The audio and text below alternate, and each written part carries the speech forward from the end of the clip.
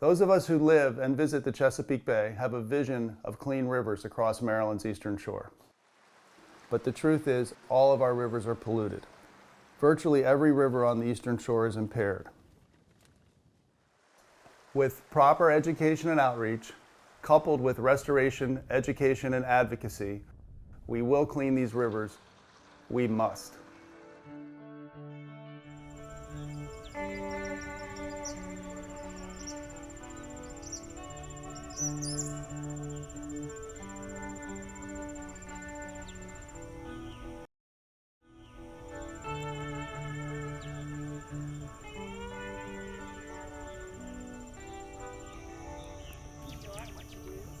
So I'm Zach Kelleher, I'm the Sassafras Riverkeeper, and it's my job to protect this beautiful river.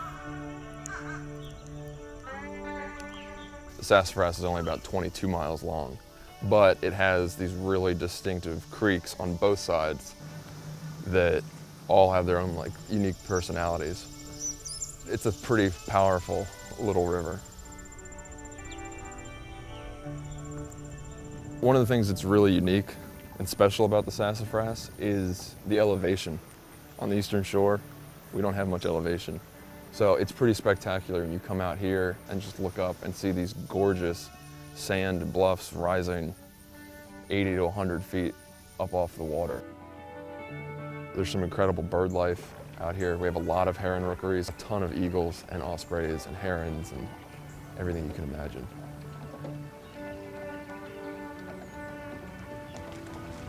We do get crabs up here late in the season, usually August and September, but we have a lot of catfish. And so when you're going up and down the river, you'll see a lot of pound nets that are constantly being worked by these watermen.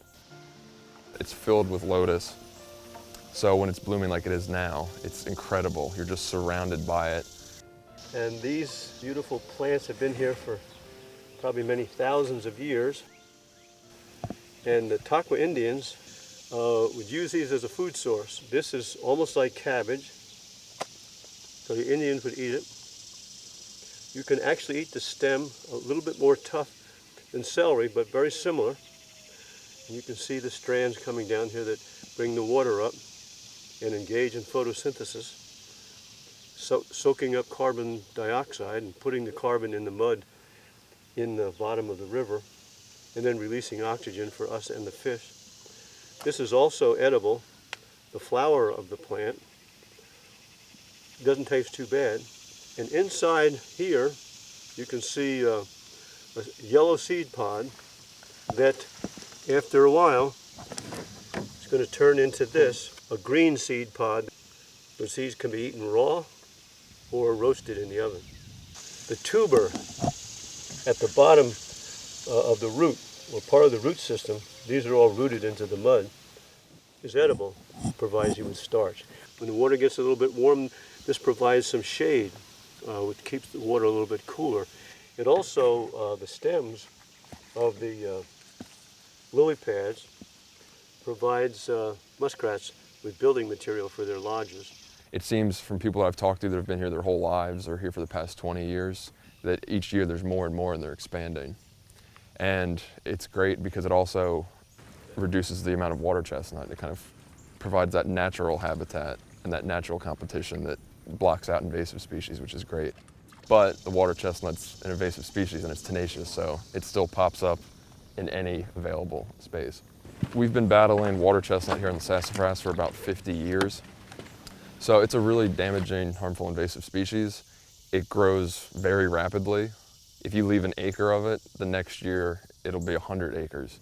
And it'll send out this long, feathery looking root system. And it'll go to one original rosette like this that floats on top of the surface.